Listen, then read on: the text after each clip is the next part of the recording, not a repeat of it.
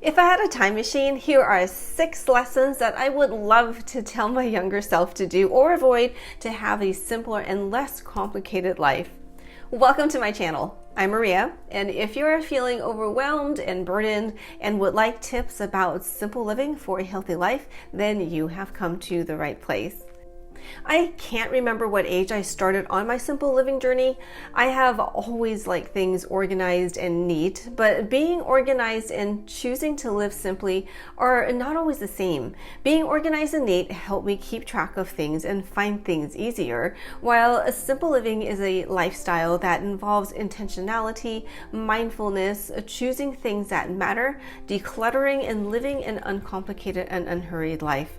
Simple living is a process and not a destination, and as I have gotten older and going through different life stages, my simple living journey has changed and will continue to change as priorities shift. But there are 6 things that I wish I could tell my younger self to save myself trouble and unnecessary worry and anxiety. But I can't tell my younger self, so I hope to help those of you who are watching no matter what age. First, don't buy things to impress others. There's a quote that I'm sure I used in another video that I heard from Dave Ramsey that says, "We buy things we don't need with money we don't have to impress people we don't like." How many times have you done that? I know I did. So I have an uncle who was in the fashion industry and very much into trends. I grew up not caring because my parents were not into trends and weren't going to buy me anything trendy, even if I asked. However, sometime in my teen years, my family went on a trip to visit my uncle, and he got me thinking about trends because he bought me an outfit from this popular brand name store because he said that all the young people were wearing this style. And for the first time, I thought, my clothes will help me fit in. If I had that time machine, I would have told myself to not listen because that idea got me into buying clothes that made me cool, but a lot of times they weren't me. I know he meant well, but some items were not comfortable and some were just plain weird. This applies to other things too, such as cars, home decor, hairstyles, shoes, and other things that I really didn't like but felt like I needed to create an image to be accepted. In fact, many things I decluttered, I wondered, why on earth did I buy that? Find your own style and know your budget. Be comfortable being who you are and not someone other people expect you to be. Next, don't let others define you. This one is similar to the first one because it's about letting external forces define us. I know that our family and peers influence and shape us during our development, but it's one thing to be shaped by our environment and another thing for others to tell us who we should be. By letting other people define who we are so that we will feel accepted, we're not being true to who we are created to be.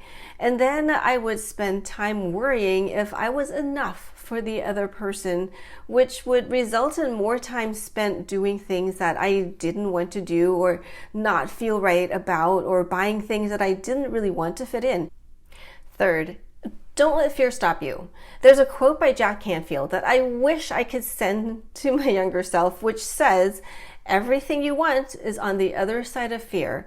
And this applied to trying new experiences that would better myself, going to new places, learning new things, and just expanding and exploring who I am.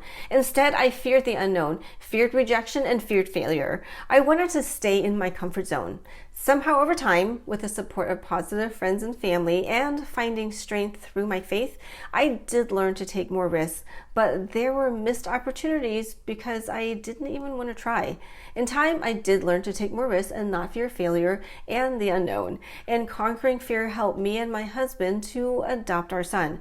But I almost didn't adopt him because I was afraid of the unknown. What if he has a health issue? What if we didn't get along? Were there hiccups along the way? Of course.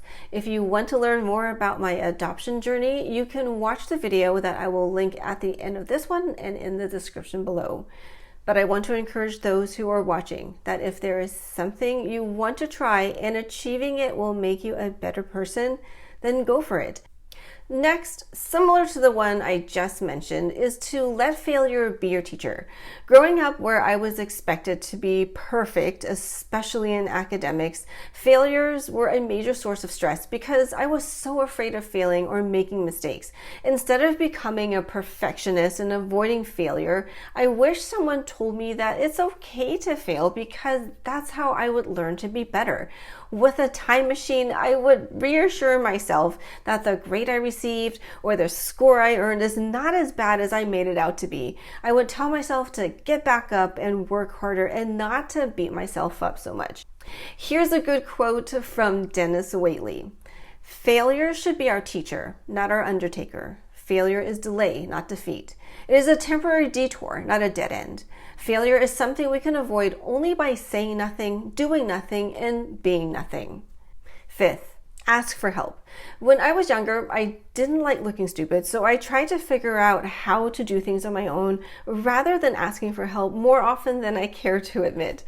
How much easier my life would have been if I asked for help, especially from my parents. But I especially didn't want my parents to think I was weak, so I often took the long route and made mistakes and sometimes ended up asking my parents for help at the end.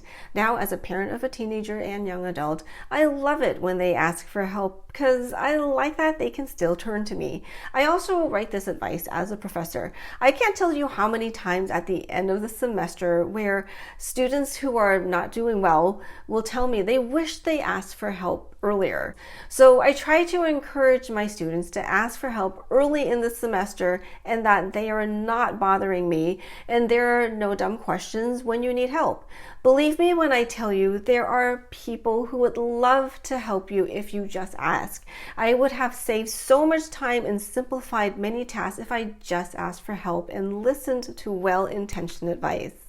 And last but definitely not least, pray more, worry less. The Bible tells us in Philippians 4:6, don't worry about anything, instead pray about everything.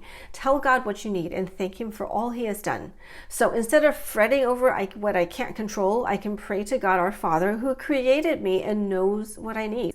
I still need to remind myself of this now whenever I start to feel worried, especially over things that I have no control over. What advice would you give your younger self? Please share in the comments below.